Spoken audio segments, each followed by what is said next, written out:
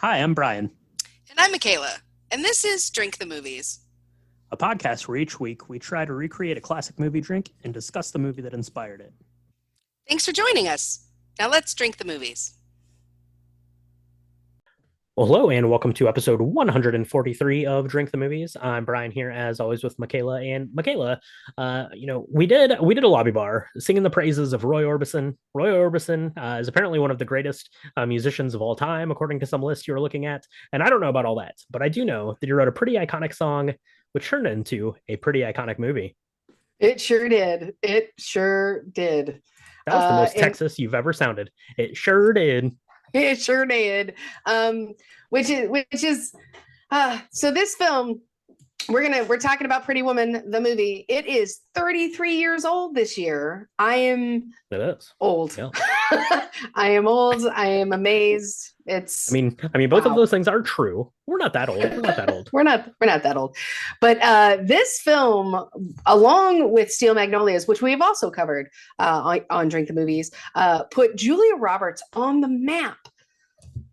It did. Absolutely. It did. Yeah, and this was like her first foray into a romantic comedy, where she meets and she's partnered for the first time with Richard Gere, who is just yummy looking. I mean, after this, Richard Gere was immediately the top of everyone's heartthrob list. Speaking of people that were younger 33 years ago. Yeah, that's true. I mean, and he looks exactly the same. It's ridiculous. I seriously, they both are vampires. It's got a soundtrack that is amazing. I don't know about you, but when this film came out and I saw it for the first time, I listened to every word. I danced around all over my living room to all of the songs. It was it opened the door to David Bowie for me. It was amazing. That's right. Yeah, the soundtrack is pretty good. And this week's cocktail is pretty good. And that's what we're going to need to get us going here for Pretty Woman. So why don't we do this? Let's take a quick break. We'll go whip up this week's cocktail and we'll be right back to chat about it. Listen to the 48 Hours podcast for shocking murder cases and compelling real-life dramas from one of television's most watched true crime shows. Go behind the scenes of each episode with award-winning CBS News correspondents and producers in Postmortem, a weekly deep dive. Listen to 48 Hours wherever you get your podcasts. So this week's cocktail comes from the Blanche Bar, and it's as delicious as escargot on a date night, talking about corporate takeovers. That's right. Yeah, only the most romantic of dinner conversations that you're taking your new $3,000 a week girlfriend to, for sure. But yeah, this cocktail from the Blanche Bar is pretty good. You sent it our way. I think we found it on Facebook, but it was from their official page, and it looks like they're still up and rocking and rolling. So we'll put a link down to this particular video there, and then go give them a follow because it looks like they're doing a lot of fun mixing of stuff there. So we're gonna make a Pretty Woman cocktail. If you don't want to go and be bothered with making this cocktail, you can just have some champagne, Michaela, but make sure to have some strawberries with it because it brings out the flavor. This one is pretty simple to do. It does require an egg white, which you could probably skip if you really didn't want to mess with the egg white, but I do think that it does a really good job of creating this very soft and delicate mouthfeel that's quite lovely. It is. I say go with the egg white. Egg whites should be in almost everything. It's like a good whiskey sour has an egg white. This is going to have an egg white in it.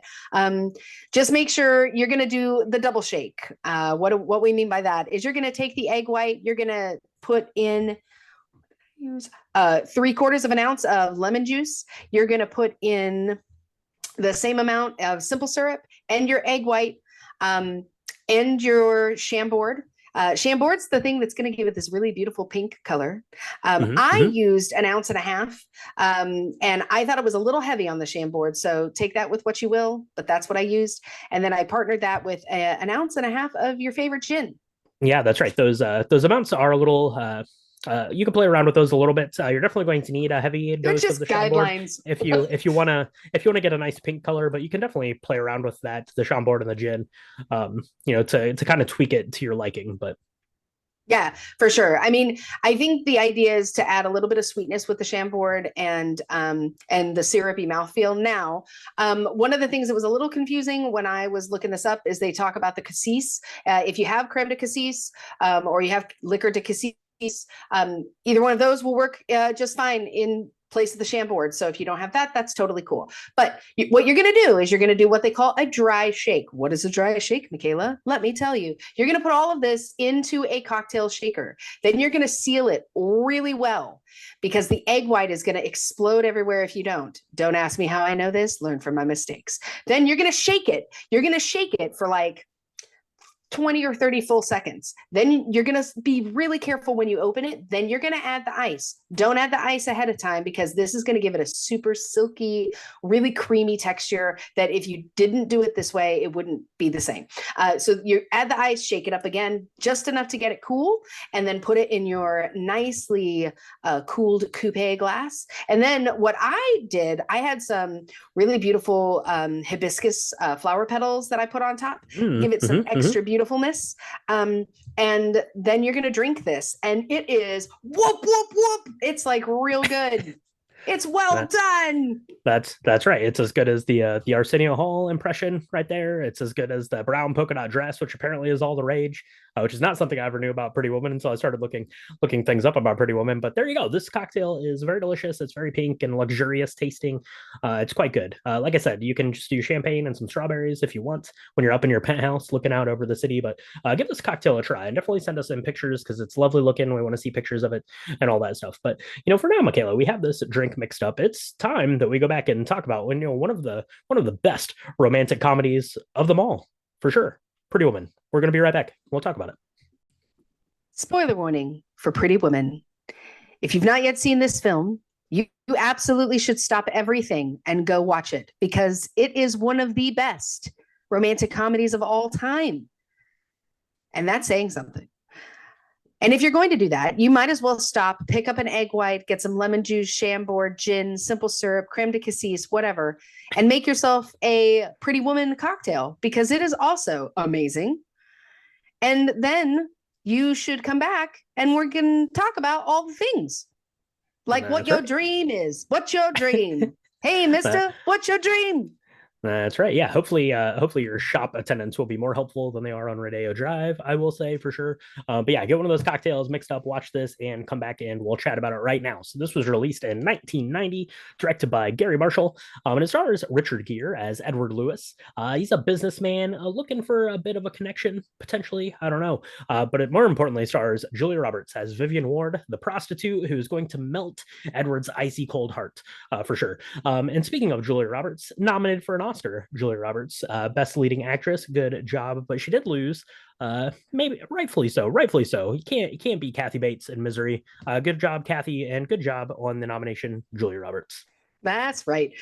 This film, I mean, we there's so much to talk about with this film. It's one of kind of a classic. I think I'm sad almost that we're doing it now and not waiting a couple of years when it's 35, because that there's going to be like some 35th anniversary. Maybe we'll revisit it. But it's amazing.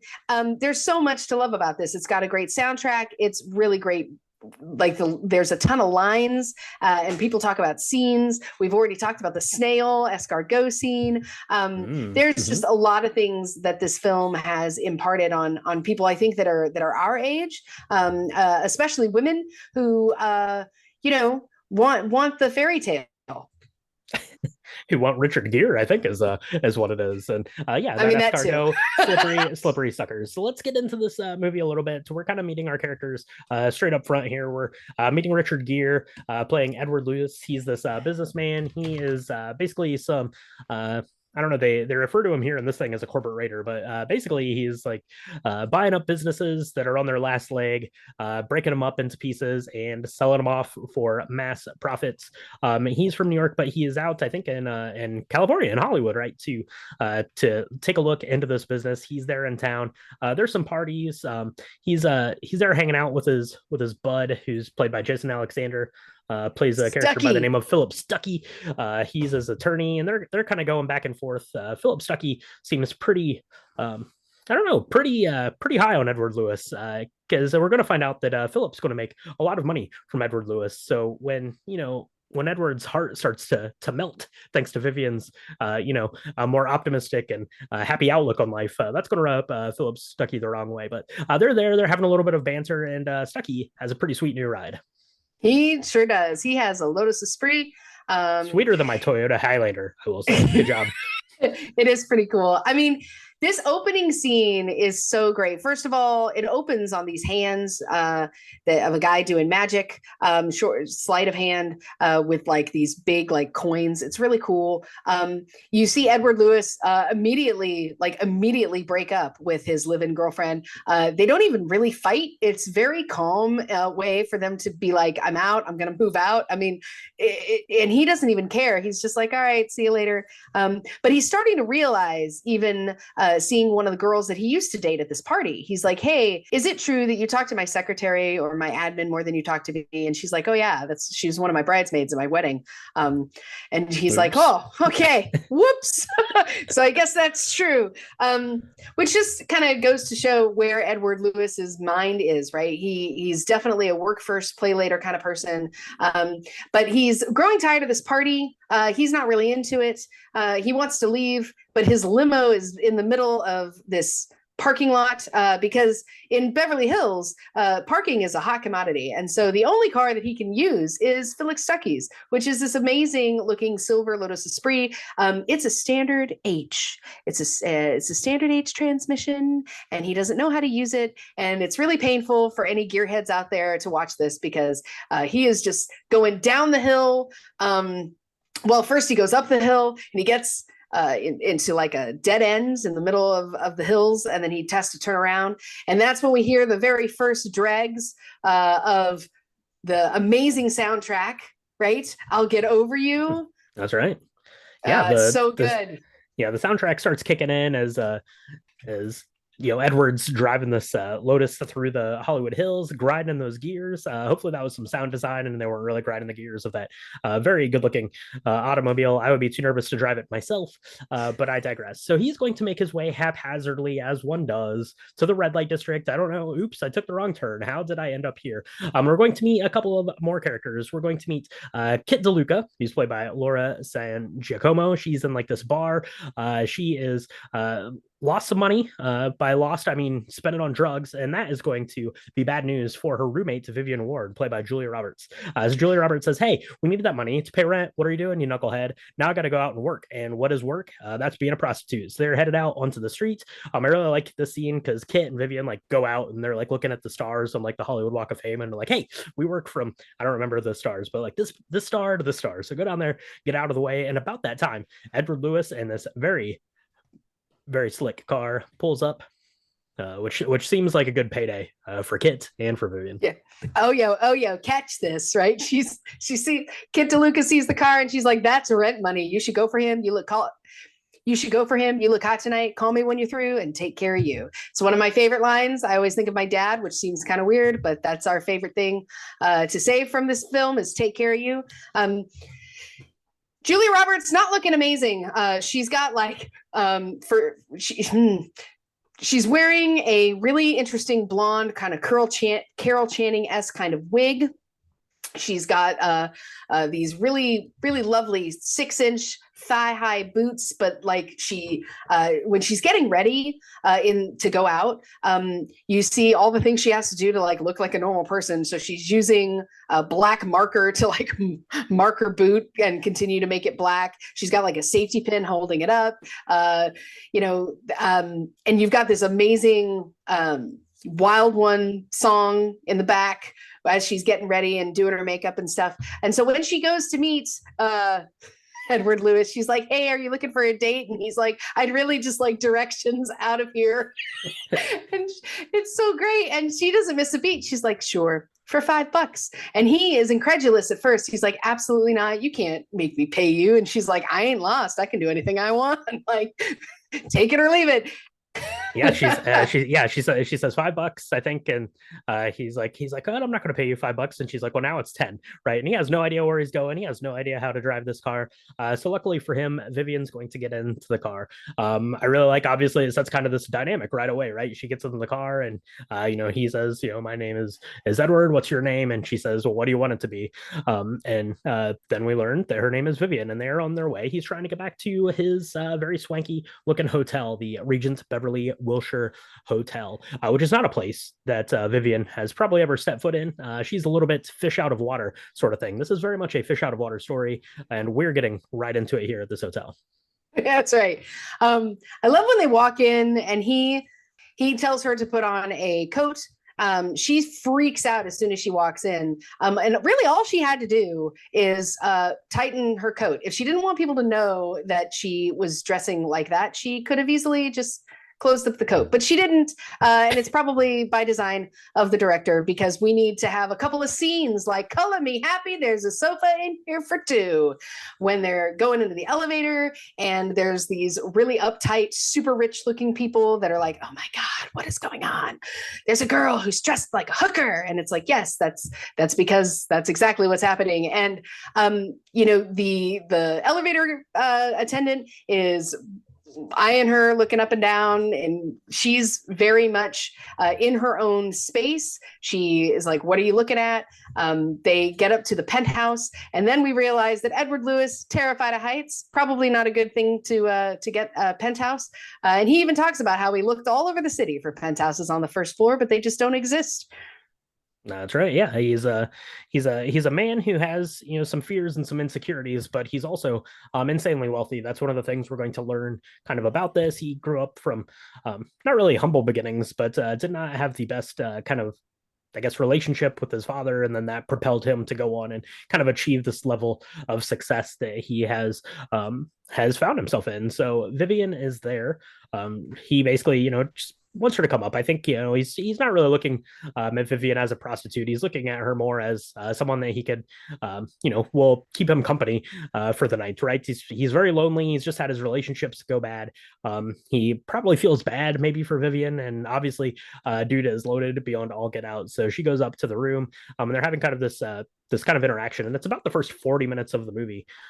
Pretty Woman, which we mentioned in the Lobby Bar episode, was kind of this off-Broadway musical, but Pretty Woman also would work really well as a stage play, I think, especially because the first almost third of the film is taking place within this hotel room, and really just kind of exploring who these characters are a little bit, but really it's just an exercise in the chemistry between Richard Gere and Julia Roberts.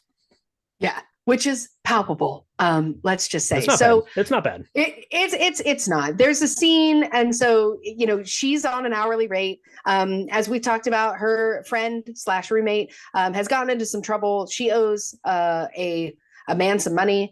They don't have money for rent, so she's thinking that she's going to get as much as she possibly can out of Edward Lewis. And when he says, "Look, I don't want to rent you for an hour. Can I? What's the nightly rate?" She says $300, thinking that he's never going to be able to afford it. And he's like, whatever, great. Which leads you to believe, I mean, in 1990, that was probably $1,000. He has plenty of money. And so she's kind of made herself like a carpet picnic. She's watching I Love Lucy. He's getting work done. And then they have their first interlude, which is kind of weird. I remember seeing this for the first time, and I didn't really understand what was going on. They kind of lay some ground rules, which I think is important. He's like, what do you do? Well, I'm not going to kiss you on the mouth. That's never going to happen. And of course, Edward Lewis, to our surprise, is like, well, I don't do that either. I think that's real weird. Yeah. But it speaks to his kind of emotional stuntedness, right? Where he's not going to ever let anybody get to him. And so the next morning, when they have this conversation about what their business arrangement is going to be for the next week, he's very clear. He's like, I'm going to pay you and then you're going to leave. And that's exactly how this is going to go. And she's like, whatever. But I really love this opening kind of scene between the two of them, because he doesn't seem to surprise her at all in the way he's behaving, but she definitely surprises him. There's a scene where he thinks that she's doing drugs in the bathroom, and she is not. She's flossing her teeth, and he just is very just taken aback by what he thinks that she should be as a sex worker versus who she really is, and things that she knows, and also things that she doesn't know. Right. The next morning, they're having breakfast, and he's taken the liberty of ordering everything on the menu, which he's a very like polite kind of stone cold human. Like, and they're talking about school, and they're talking about where he went, and he's taking these things for granted, because she's like, I only got through 11th grade. I bet you did really well in school. And he's like, yeah. And she's shoving like a pancake in her mouth, and she's like, your parents must be really proud, because that's something very humbling and human.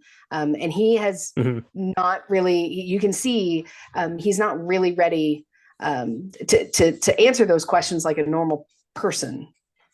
Right. Yeah. He's very, very taken aback by her. And she has almost kind of this like childlike innocence, which is strange to think of when you think of a prostitute who's working, kind of in this red light district of Hollywood, right?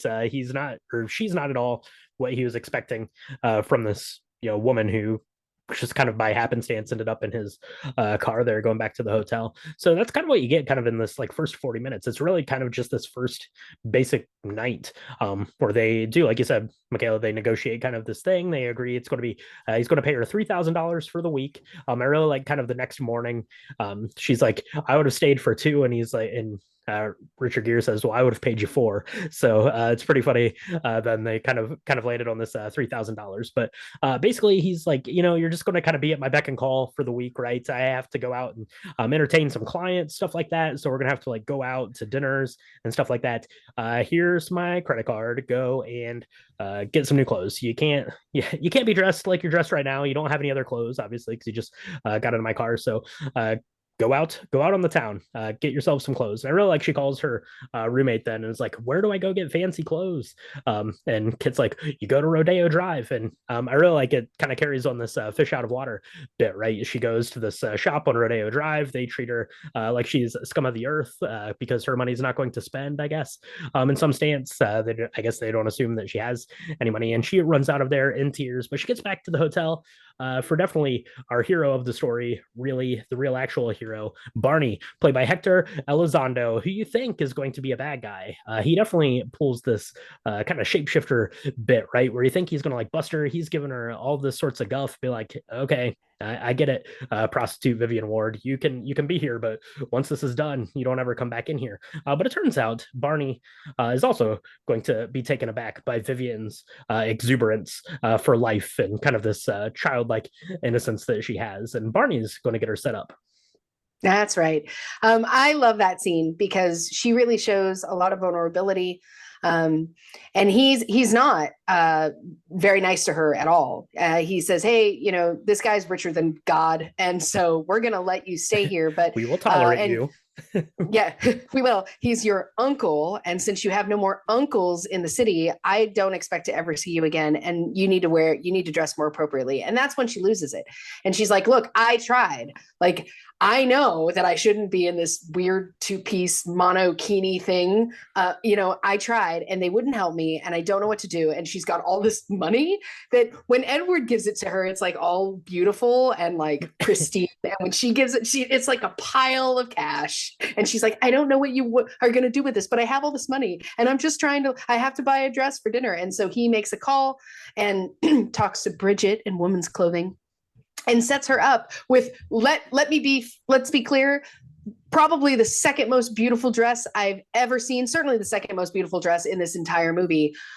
This cocktail dress is like the end all be all of cocktail dresses. I could never wear it because I'm not 8 feet tall, but it's absolutely stunning. This scene where he shows up to meet her for dinner.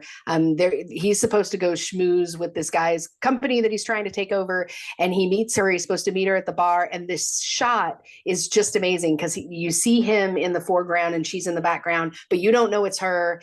And he is looking around and he can't find her. And he meets Barney. Barney says, hey, your your niece is hanging out in the bar. And he's like, who are you? And is not very nice to him. But Barney's kind of the angel of this whole thing. You're right. This whole thing happens because of Barney's goodness and the way he kind of helps them out. But this scene where she finally comes into focus and he kind of gets blurry for a second while you see her kind of step off of the bar stool and joins him at this bar. It's one of my favorite, like, ships, like where they meet, like meet cutes ever. Yeah. It's so great. It is pretty great. And Julia Roberts has her big kind of like it's almost like teased up a little bit, the red hair there. She's lost the blonde wig at this point in the story. I really like she kind of takes it off after that kind of that first night. She's in the shower or something, and she comes out without it, with just her natural hair. And Edward says that he likes it better, so you get to see her there. And it's this gorgeous silhouette, obviously, of Julia Roberts comes out, and they go to a dinner, and they're on the they're at dinner with this potential client. It's not really a client, it's people that own this business that Edward is trying to buy and scrap, basically, is what that is. And they're trying to be as kind of hospitable as possible. You get Edward there. He's very almost like combative and not willing to back down or make any concessions kind of on any of this. You get the dad and like his son that own the business and are just like, well, I don't really want to see, my life's work just get, sold off for scraps, right? Is there any sort of concession? And meanwhile, then you have Vivian, who's just kind of there almost as this, child kind of in the scene, right? She's trying to eat her escargot. She's like spun it off. I really like, there's a little scene with Barney where he's trying to teach her what forks to use and things, and like the dad of the business is like, I don't ever know which fork to use either. So it's kind of grounding there for Vivian, seeing that they don't run necessarily in the same worlds that Edward Lewis does. And that's gonna put like a little earworm, I think, at Edward Lewis. Is like, maybe I don't have to be a jerk. Maybe being a jerk isn't the right way. Maybe Vivian's way is the right way. Yeah. No, I really love this kind of interaction, because you're absolutely right. I mean, Edward is polite enough, but he's still in the kill mode, right? Where he's this corporate guy who's going to come and he's like, I'm going to take this and I'm going to take your shipyard and I'm going to sell it off piece by piece. And, Mr. Morris, he's amazing. And he's like trying to connect on a more human level. And that's when it comes out that he talks about Edward's dad, whose name is Carter, who died about a month prior to the movie. And he says, I'm really sorry. I didn't know that he passed away, but he's not such a jerk, and Edward's like, yeah, no, I'm the jerk. And it's me. And so he and his, Mr. Morris and his grandson finally get angry enough at him, because they think that they've got in their shipyard, they're going to have this Navy contract, and the Navy contract is going to be stuck in this committee and they're not going to be able to get the booking and get the influx of revenue that's going to help save the company. And Edward Lewis knows this. And so he tells them, you guys don't have a leg to stand on. I'm going to buy your company. It's going to happen. And then they get up and leave. And what I really love is the scene after this is when Vivian and Edward are on the balcony of his penthouse, and he's terrified. So he's like on the chair, like as close to the door as possible. And she's like sitting on the ledge, and she's like, I think she kind of gives a rundown of what happened. And she's like, I think you like him. Like, I think you could, I think your conscience is bothering you a little bit. And he seems really nonplussed about it. But then she asks him about his father. And I think that's when we really see this rough exterior that Edward Lewis has kind of start to crater a little bit, because Edward Lewis wasn't from humble beginnings. He was pretty rich as a kid, not like he is now, but he and his father had a really tumultuous relationship. And he hadn't spoken to his father in 14 and a half years. He wasn't there when he died. And there's a lot of emotions that Edward probably has to deal with, processing the grief of not having a dad treat you the way you want, but also everybody else thinking that he's this great guy and you knowing that he's not such a great guy, and all of these things. And Vivian just like you said, like a child. She just asks the question, and it just kind of disarms him completely. But he's not going to let her do that for very long. He's going to go down, and he says, I'm going to go get some work done. I'll be back later. And so ensues one of the hottest scenes ever. That's right. Yeah, she goes down at it was like 3 o'clock in the morning or something, and he's in there. He's playing the piano in this closed down bar, and she goes in, and he's like, I only like to. What does he say? He's like, I like to play for people that. I only play for strangers. I only play for strangers. Yeah, I don't only play for people I don't know, or something like that. So she goes, yeah, they have a little bit of a romantic tryst on that piano. It is pretty good, I guess. Pretty good. But it's not all good, right? You have this romantic tryst. That seems nice between Edward and Vivian. But the next day she goes shopping again because he wakes her up and he's like, hey, I gotta leave. Here's my credit card. And she seems unhappy. She's like, oh, more shopping. And he's like, who are you? what is wrong? I mean, most people would love this. And she was like, well, they were mean to me. And he's like, mean to you? And so ensues the Pretty Woman song of her getting sucked up to by like all these people, because Edward goes in and he's like, this woman is amazing. She's the most beautiful thing ever. You better treat her this way. Here's a credit card. Here's $1 billion. Suck her up to her and make her feel like a queen. And they do. And who doesn't want a shopping day that great? Yeah, I really like he says, you better start sucking up to me, to like the sales guy, or he's like, you better start sucking up to the sales guy, and the sales guy, starts saying all these great things about Edward, and he's like, not to me, to her, which is pretty great. And then she goes into that first shop that she went in with, I don't know, like 100 bags, and was like, oh, you work on commission, right? Well, you blew it. So that is a pretty great little montage there of Edward's like standing, like reading the newspaper or something while she's doing that, because she convinces him to go, right? He's like, you can take the day off of work and go with me. That seems good.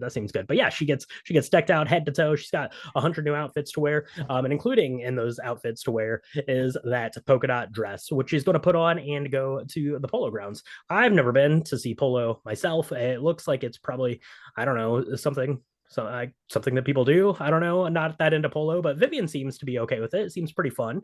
You get to go, there's horses there, you get to go and clean up the grounds, a little bit, to put the divots back in to the turf, which seems good. But she's going to run into that kid, right, from the business, which Philip Stuckey sees and says, oh, that Vivian girl that you're with, Edward, she is a corporate spy. And Edward says, no, she's not. She is a prostitute, idiot. But that word is going to get back to Vivian, and it's going to rub her the wrong way. Well, and it should, because he's a real not good person about it, right? Like, he makes a crack at where she's living off of Hollywood Boulevard, which I guess is not a very nice area.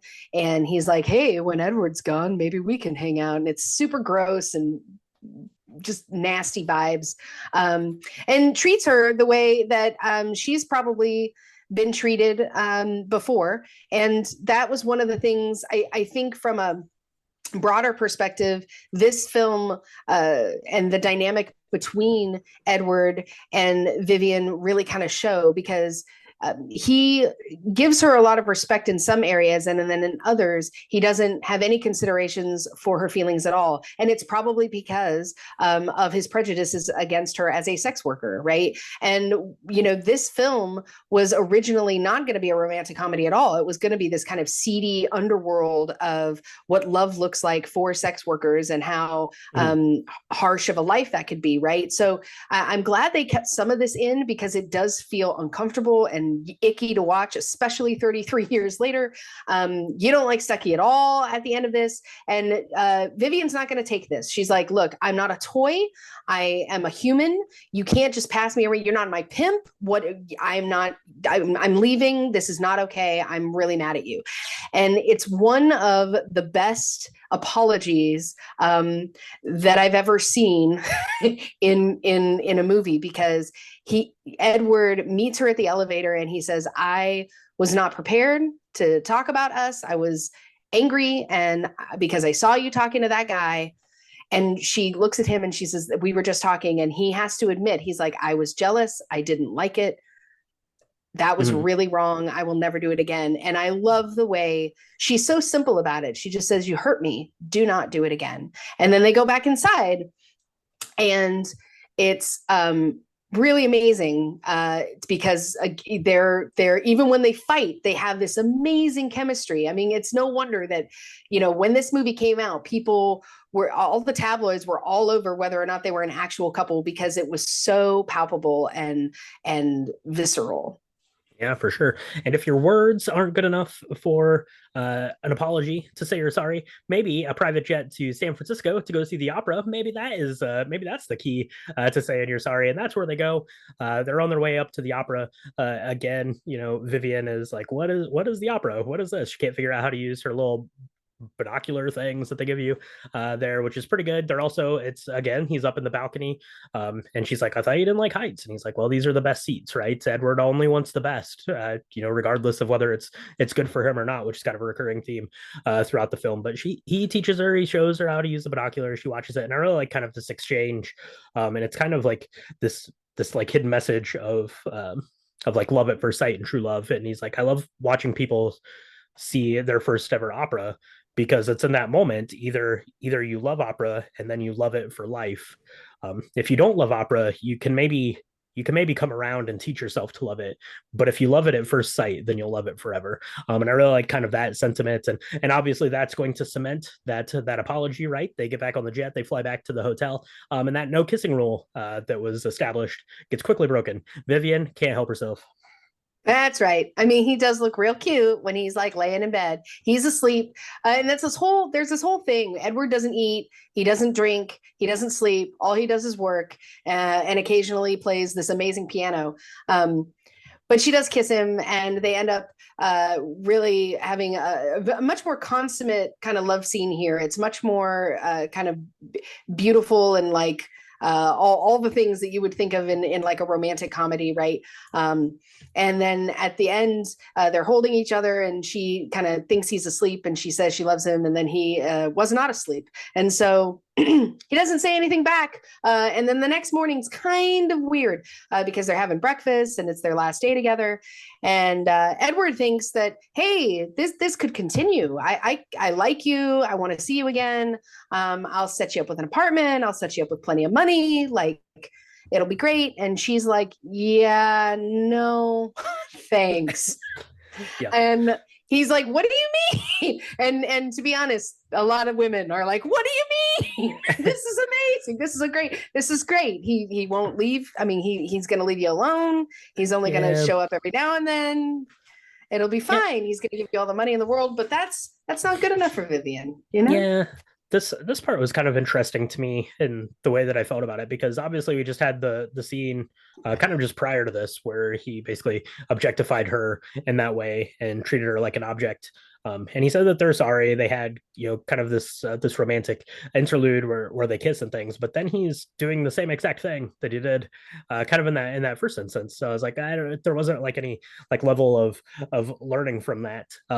But maybe that was important, I guess, to kind of set up the end here, because Vivian, goes on to say that, right? She talks about when she was a kid, she used to, probably had kind of a rough upbringing, but, had, kind of this dream, this fantasy where she was, like a princess in a castle, and this white knight came and rescued her. But the white knight didn't put her up in an apartment, right? That's not what the white knight did in this dream that she had when she was little. And Edward's kind of taken aback by that, right? He has some thinking to do on that. And about the same time, Stucky comes in. He's completely obnoxious and terrible towards her, and which leads Edward to basically firing him, to throw him down the gauntlet, be like, "Get out of here! You've been riding on my coattails, guy. I don't care about our friendship. You can't treat her like that." And maybe that's the point, I guess, where Edward comes around. But Vivian has had too much. She gave this guy maybe a second chance, maybe a third chance, and she's like, "You know what? You keep your money. I'm out of here. We had this week. Maybe I thought something was here, but it's not. I'm going to go." And our friend down at the hotel lobby is going to get her into a limousine to drive her back home. Yeah. There's, it's really tough, this whole thing, because on one hand, you feel empathetic towards Edward because he keeps saying, this is a really big step. Like, I'm really trying. In my objectifying you, I'm still really trying. At the same time, she's like, "Look, I kind of want it all or nothing. I want the fairy tale, or leave me alone, because I this isn't, I don't want to be this object to you. And then, Edward's heart really does change, right? Where the reason why Stuckey shows up and is so mad is because Edward ends up deciding he's not going to buy the Mr. Morris's company and sell it off bit by bit. He's going to infuse Mr. Morris with sort of a merger and help him bring his shipyard back to greatness, which is an about face and probably really risky and terrifying for Edward in a bunch of ways. But he feels that it's the right thing to do. And he never would have done that. He never would have had the courage to do that if he hadn't seen all the ways maybe in which Vivian had to put herself out there and do things scared. And so when Vivian ends up going home, once again, Barney is the angel here because he makes sure that a limousine that he knows sends her home. And so the next day when everybody's leaving, we've heard It Must Have Been Love for the second time. Everybody's kind of going their own way. Edward's about to go to the airport and he wants to drop off this amazing necklace that he borrowed to go to the opera at Barney's feet. And Barney says, hey, you should get in Daryl's limo because he also took Vivian home. And so it's a way for him to go figure out where she is and show up in a white limousine with birds and colors flying, and he's waving his umbrella like a sword. And he's like, Princess Vivian. And she is super excited because, of course, she's in the penthouse of the hourly hotel that she's staying in. And it's a joke because he's like, it had to be the top floor. And she's like, it's the best. And so he tries to climb, he tries to climb the stairs and he can only make it about halfway before he crouches in fear, which is kind of cute. Actually, but he extends his arms out, and then the movie kind of ends with this picture of Richard Gere, I guess, coming up as this knight, I guess, kind of there to rescue Vivian from that. So that's Pretty Woman. That's how it ends. We don't ever get to find out if Edward and Vivian, were meant for this long-lasting love. I'd like to think that they are, I guess, potentially, hopefully, I don't know, somewhere out there for sure. But that is Pretty Woman. It is a classic of romantic comedies. Like you said, it had this original origin of being this very dark and gritty thing, and it completely got transformed into this romantic comedy that is beloved by people of our generation for sure. This coming out in 1998, and it tells such a nice story. The story is fine, but it's almost secondary to just seeing Richard Gere and Julia Roberts just together on screen because it's pretty magical what they're able to capture. Lightning in a bottle, I think you say. So there's a couple of scenes that were completely kind of impromptu. The scene of her singing in the bathtub. So one of the things Gary Marshall does when he interviews his actors is he's like, what do you like best or what do you like worst about yourselves? And one of the things that Julia Roberts said is she's like, I have a horrible singing voice. And so they actually have her sing. That's her singing voice. And she's trying to sing Prince's Kiss. And it's amazing because it's awful. And the fact that Richard Gere is really playing the piano, that's him. He really is amazing in that way. And their chemistry is great. My favorite scene, I think, of the whole film is after they make up the first time. They're laying in bed together and they're kind of facing each other, and he's asked her kind of how did she get to be working in Hollywood as a sex worker, and she tells the story of how she has never liked she's every person she's ever fallen in love with has been a bum, and she followed bum number 3 and she ended up not being able to make the rent, and she met Kit, and it nobody plans this wasn't something that but it's not so bad. And he says that he thinks that she's actually really brilliant and really special. And she says the bad stuff is easier to believe. And isn't that interesting?